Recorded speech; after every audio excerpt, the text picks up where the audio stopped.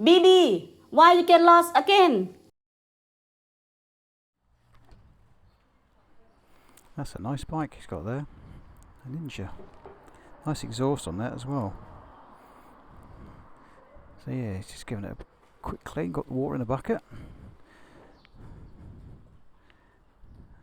There's a foam, high pressure, and it really is high pressure as well, a high pressure water hose, jet wash, and then a blower where you can just air blow off the water and that.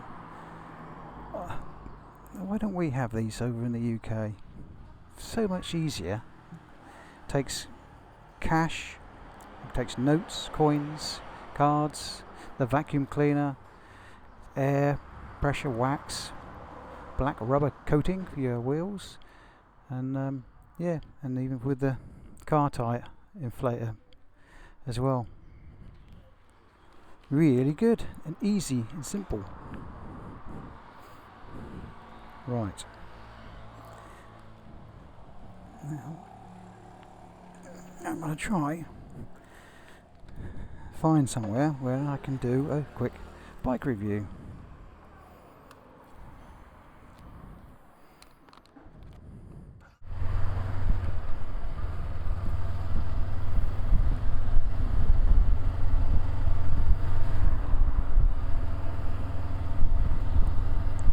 So just watched the bike again, Howard, the Honda. It was nice and clean again, which is good. I'm going to find somewhere to stop in a little while.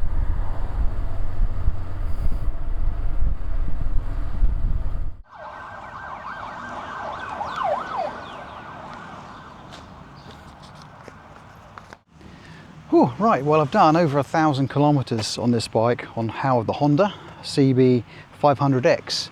So I thought I'd just do a quick review of what my thoughts are of it, and basically, you know, what the specifications are and all that sort of stuff, really. So here I am in Isan, Buriram, just on the skirts of Buriram, and this is a 2023 model Honda cb500x. Is it a middleweight adventure bike or a lightweight adventure bike? Well, I don't think it's quite lightweight. I mean, the weight of this is, I did have that written down, yeah, 199 kilograms, and it's got a 17-litre fuel tank. Now, which is all right. It's not that heavy. I mean, my bike at home, my Suzuki GSX-AS, is 208 kilograms, I think. But what you do find is when this is full, you know, on a full tank, it feels top heavy. It feels the weight is right at the top, and it doesn't feel quite as well balanced, but it's all right, you know, once you get hang of it and get used to it. The thing is, with this one, they have fitted these steel crash bars, which is going to add a fair bit more weight to it as well. Really quite good. And it's got these Givy side boxes and a shard case, which you can actually get a full-size helmet in, and a few other bits and pieces as well. I think that's a Bangkok number plate. I think that's what it says. I don't know. But anyway, it's a 471cc liquid-cooled parallel twin. Now, I'm not sure what this thing is supposed to feel like or sound like. I mean, my bike is a parallel twin back at home, but it feels more refined than this bike. This feels, I mean, it's done 20,000 kilometers, this bike. I think several other people have ridden it. This is a hire bike. It feels a bit agricultural. It feels a bit rough. It's nice, it goes all right. 500cc. I noticed the difference in power between my GSX-AS 793cc to 500cc. You do notice the power, but it's all right. You just drop a gear and overtake, and it catches up. It's no problem at all, really, for these roads anyway. 6 gears. It has got front inverted shower forks, 41mm. And it has a rear single shock in there somewhere with preload, apparently. The front brakes, they are a Nissan 2-piston calipers, and the rear is a 1-piston Nissan caliper, just in there somewhere, just in there. ABS front and rear. The front tyre is a 19-inch wheel, and the rear tyre is a 17-inch wheel. The seat height is 32.8 inches. And I say the weight is 199 kilograms, but more with this stuff on. When you're riding along, these indicators stay on. They stay permanently on until you indicate and they flash. Nice screen on there. I think that's an aftermarket accessory, I'm not sure, but it's nice tinted. But what I have noticed is you're riding along, you get a good commanding view of the road, but here you can't really see much. If this was clear, you know, it wouldn't look as good, but if it was clear, you'd see more of the road, I think. Would I buy one? Would I buy one? I possibly would, as a day-to-day general purpose sort of workhorse, and perhaps as a tourer. I don't know really. If it was more powerful, then yes, I probably would do. This bike is pretty good. It is good. It just does things. It does what you want it to do with no fuss, no messing about. There's no driver aids. I mean, literally all it is. Well, there's nothing on it really. It's just there's just ABS. You can't switch the ABS off. There's no rain mode, no sport mode, nothing like that. It just literally goes. You know, you hop on and off you go. Now apparently these Hondas are meant to be extremely reliable, and one thing I have noticed here in Thailand is, especially around Isan, the number of Hondas which people are on, the locals. I haven't seen many Suzukis. I've only seen 1 or 2 Kawasaki's. Yamahas, I've seen a few Yamahas, but mostly the ones which are like the twist and go, you know, like the Yamaha Aerox. Everything else, the vast majority, I would say literally probably about 90% of the bikes in this area are Honda. If the locals are using Honda on these sort of roads, you know, in this sort of terrain, then that must say something about reliability and how good and how practical these bikes are. So yes, I probably would have one, I think.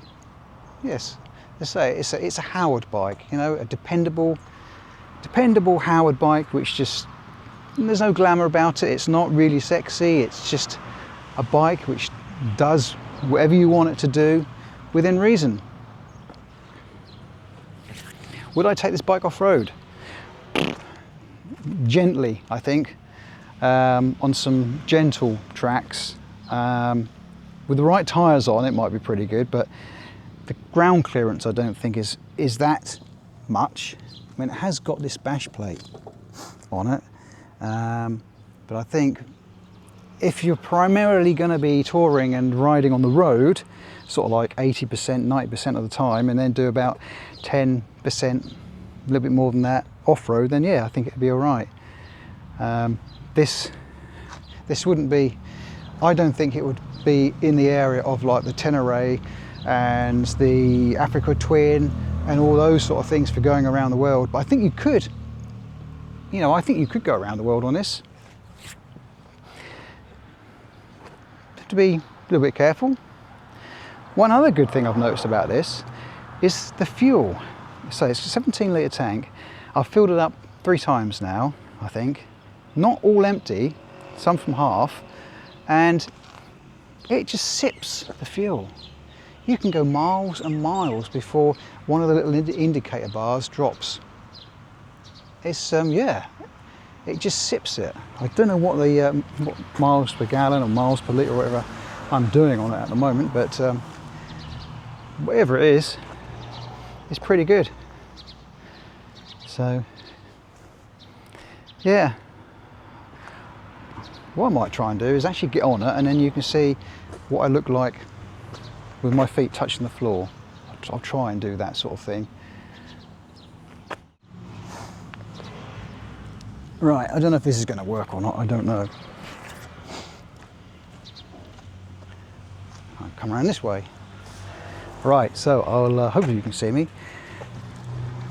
Ooh, I've got to figure out a better way of getting on this bike though. I don't like standing on that foot peg because I think the bike's going to wobble over the end. But this is what I look like, and I am 9 foot. No, I'm not 9 foot. No, I am 5 foot 8, 5 foot 8.5. On a good day, I might be 5 foot 9, but no, I think I'm 5 foot 8, and I can flat foot this quite easily. My legs are quite bent on there; it's quite comfortable. Riding along, it's a nice position. The seat is quite comfortable as well. The seat is quite large, and you can move around a little bit as well on the bike. You know, it's a nice commanding view of the road. Massive great mirrors, which are really good. You can see loads in them. So it's just this screen. If this was my bike, I would change the screen. I think I might keep it. I don't know. I wouldn't go out of my way to buy a smoke screen on this because of the size, and say you can't see the potholes when they get really close. The colour, green, I don't particularly like this colour. It's a green and sort of like a beigey colour. I think it might have faded in the sun. I would like it black. Matte black or shiny black. The whole thing black. Black, I think, would look pretty good. These bars are good. You could put some bags on these bars, Krieger bags, something like that. You could put a set of spotlights on there as well. Yeah, but say the engine does sound a bit rough though. I'm not sure why. I think it needs a service. Right.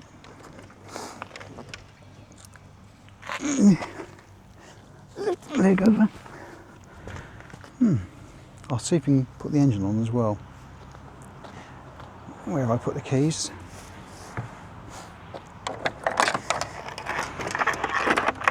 Right.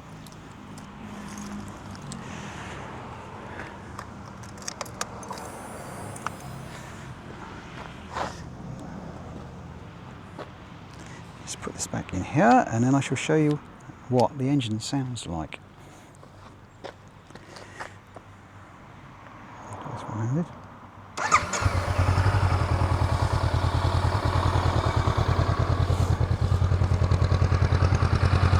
Big exhaust. Be nice if I have a fancy exhaust on, like an acrobic exhaust.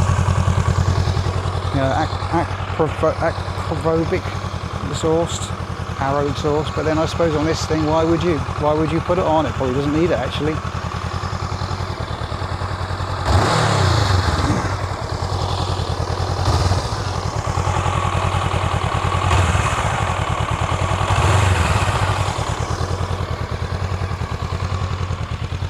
Yeah, so the parallel twin, so I think it's what it's supposed to sound like. But so I haven't really got a great deal of experience with motorbikes. This is only the second big bike I've, only the third big bike I've ever ridden. An MT-07 on my lessons and my test, Suzuki GSX-8S back in the UK, and this is the Honda cb500x, Howard, the third one. So Howard has taken me, he's taken me over 1,000 kilometers now, and I've probably got another 200, 300, 400 to get back to Bangkok, where I'll have to hand the bike back, which is unfortunate really, because I am starting to like this bike. It is growing on me, this bike. Yeah, I think that, oh yeah, the other thing is vibrations. The speeds in Thailand are a little bit slow compared to the UK from what I can make out. It's all right, but vibrations, with this I get vibrations, yeah, most of the time really. up in 6th, and I'm doing 90 kilometers an hour or 100 kilometers an hour. A little bit of vibrations. 120 kilometers per hour, you do get quite a bit of vibrations as well. So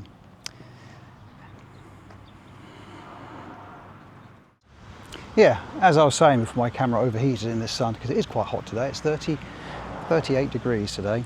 Yeah, vibrations get more and more as you get faster and faster. But I think it's because of this bike. I think it's got this metal bar. I don't know if it's meant to be like that. Anyway, and I think this bike needs a service. So I can't really say. I've never ridden another Honda before. First style bike for me as well. And I noticed the big wheels on the front, they do take a little bit of an effort to steer, especially at low speeds. You do have to make a concerted effort to actually get it to steer. I think it might be because of the size of the wheel. But anyway, that is it. This was Howard the Honda. Quick review. So yeah, if you like this sort of video, please give it a thumbs up. Yeah, please leave any comments you might have. I always like comments to read them. And please think about subscribing. If you've... Oh, I do have one other question for you. When you fly to another country and you've got all your motorbike gear and your crash helmet and all that sort of thing, how do you get your crash helmet on the plane? Do you put it in the hold luggage or do you put it on carry-on? Because I don't particularly want to take a helmet, my own personal helmet, in the hold luggage. I prefer to take it on as carry-on. But then, would it be oversized? I mean, you normally take up to about 6 or 7 kilograms. But would it be classed as PPE, personal protection equipment? I like to carry just one backpack. I don't like to carry too much at all. But I'm thinking if I do this again, I'd like to take my own helmet with my own intercom system in it.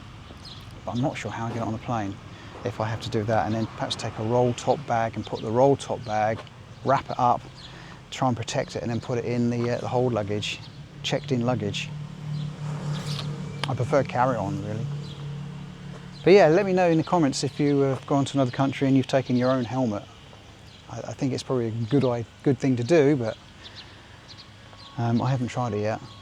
I was going to, but I didn't dare do it in case they say, no, you can't take this on the plane, you can't fly, sort of thing. I don't know. Anyway, I'm rambling now. If you've got this far, thanks for watching. And well, that has been Thailand really. I think the next thing I'm going to have to do is slowly take this bike back to Bangkok, dodging the rain. Oh, well, one other thing as well before I go. DJI microphone, the Lavia mic, that got completely soaking wet the other day. There was water coming out of it. I left it in the sun. Within about an hour, plugged it in again, and so far, working perfectly.